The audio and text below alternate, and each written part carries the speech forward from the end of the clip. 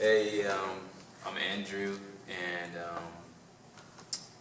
I'm just really excited about what God is going to do this year on Virginia Tech's campus, especially through this prayer movement that is being started.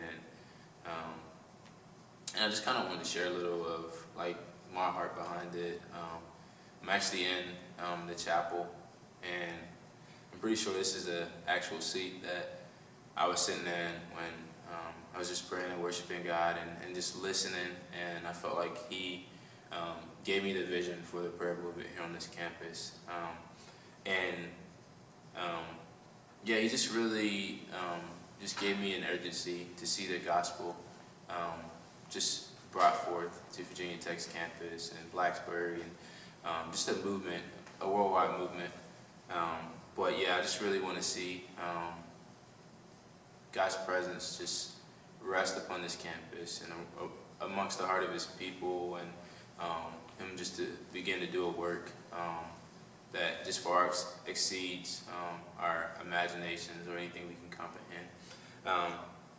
So first I'd just like to just kind of share a couple passages with you that God kind of showed me. The first one is Luke, the second chapter, verse 36. And it says that there was also a prophetess, Anna, the daughter of Phanuel, of the tribe of Asher. She was very old. She had lived with her husband 7 years after her marriage, and then was a widow until she was 84. She never left the temple, but worshipped night and day, fasting and praying. Coming up to them at that very moment, she gave thanks to God and spoke about the child to all who were looking forward to the redemption of Jerusalem. And yeah, God just really just began to just teach me from that passage and show me this prophetess and her urgency to see the gospel brought forth. And you know, she never left the temple. She just committed every day to fasting and praying. And I feel like that's the same urgency that we as believers, not just on this campus, but in every day of our lives, like we have to have that same urgency, because there are people that are dying daily and will spend an eternity in eternal separation from the Father, and how will they ever know about a God who loves them and gave His life for them if we don't tell them? And so it's urgent that we fast and pray every day, that we worship God every day, that we seek His kingdom first in all things, that we constantly look for opportunities to just be a light to people, share the gospel with people, and just constantly die to our flesh so that we can live according to the Spirit. And the next passage I just really felt God speaking from just in this season of my life is Psalm 69, and I won't read the whole passage, but in this Psalm 69 verse 8, David says that I am a stranger to my brothers, an alien to my own mother's sons, for zeal for your house consumes me, and the insults of those who insult you follow me. And then he just goes on to talk about the persecution that he endures, all because zeal for God's house consumes him. And so I honestly just pray over myself, over every believer watching this, that zeal for God's house would consume us, that it would change us to the point where like persecution is okay because we're seeking God. Like nothing else matters except God and His kingdom being built on this earth. And with that in mind, I want to turn to Psalms 132. And in this psalm, it says, O Lord, remember David and all the hardships he endured. He swore an oath to the Lord and made a vow to the Mighty One of Jacob. I will not enter my house or go to my bed. I will allow no sleep to my eyes, no slumber to my eyelids, till I find a place for the Lord, a dwelling for the Mighty One of Jacob. And,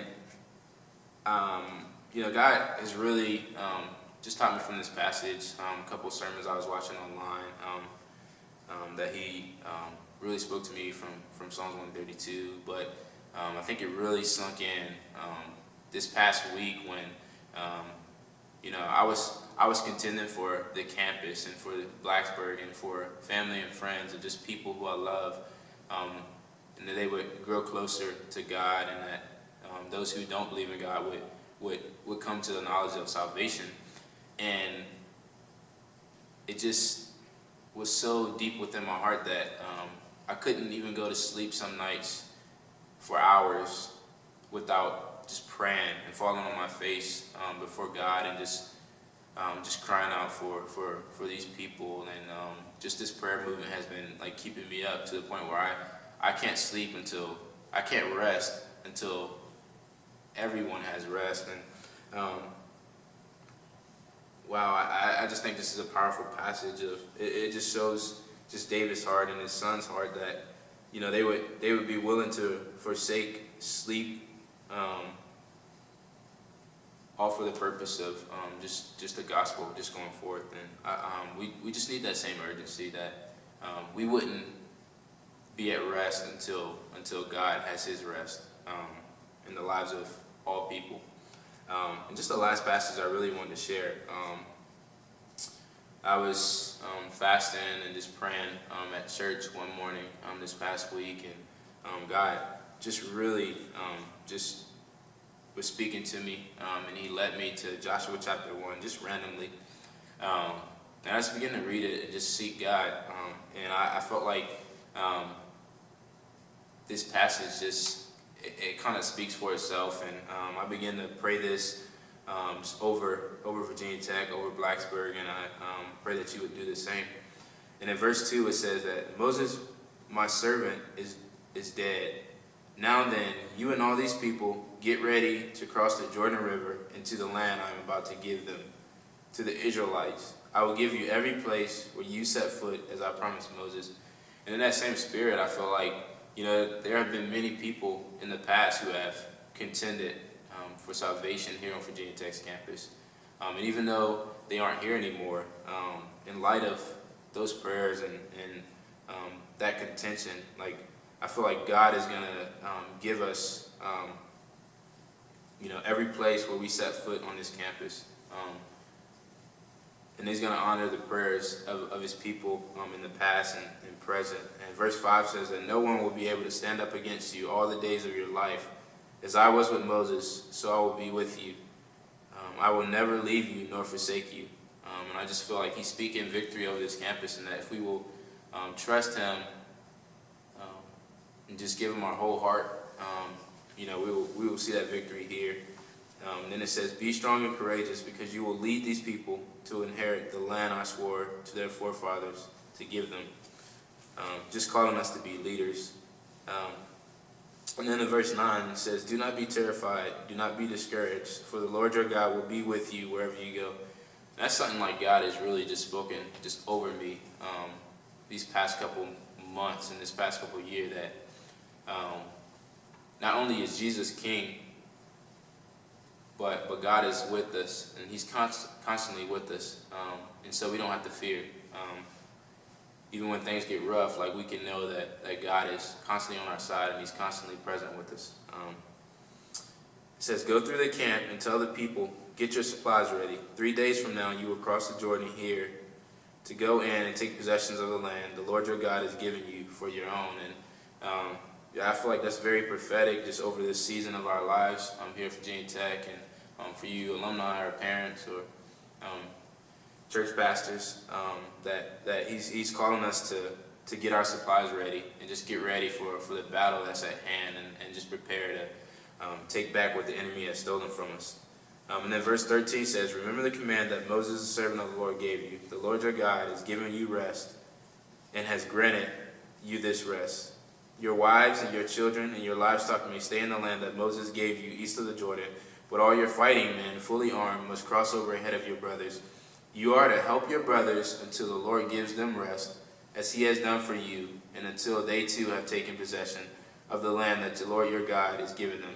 So we can't just be satisfied with our own salvation and just use that as a get out of hell free card and just just be okay with that, and accept the fact that there are other people who don't have their rest yet. We got to fight not only for our rest daily, but also for the rest of others. Then they answered Joshua, whatever you have commanded us, we will do, and wherever you send us, we will go. And I feel like that should honestly just be our response to everything that God is saying and everything that He's stirring. That, you know, wherever you want, God, that's what I want as well. And kind of having the Isaiah 6 mindset that, you know, we see the harvest and that the harvest is plentiful. That's not the problem. It's just the fact that the workers are few. And God is looking for people who will surrender their will for His, and be willing to go wherever He is calling us.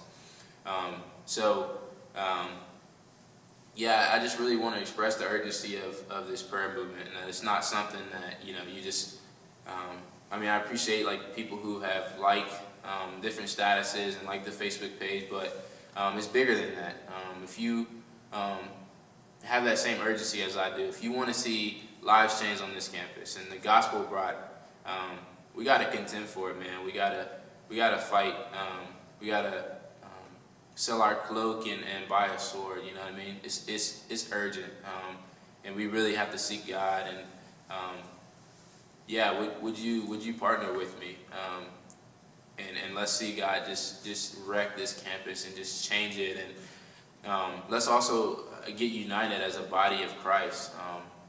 Churches, parents, alumni, students, current staff. It doesn't matter. If you believe in God and you have a heart for Virginia Tech, then you can be a part of this movement, and I encourage you to be a part of it. So I appreciate everybody watching. I just speak just blessings and peace over you, and I ask that you would go ahead and sign up and commit to the time slots. So love you, and be blessed. Thanks so much.